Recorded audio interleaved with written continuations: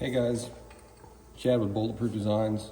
I'm going to show you how to install the new power valve cover we started making. So I've already removed the old one, and you want to remove these two bolts and use the supplied bolts that we provided.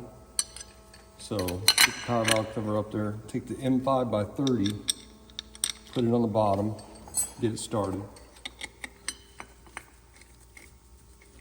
Then use the M5 by 25. Use that one on the top.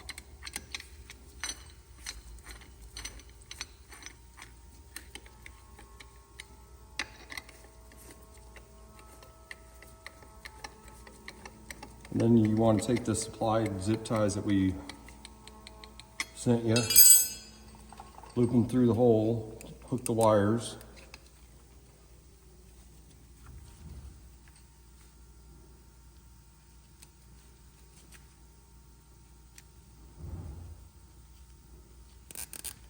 You just want to do that there and there also.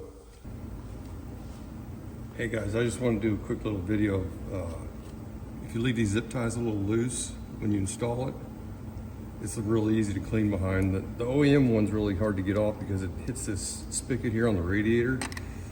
But with ours, what you gotta do is take the bolts out.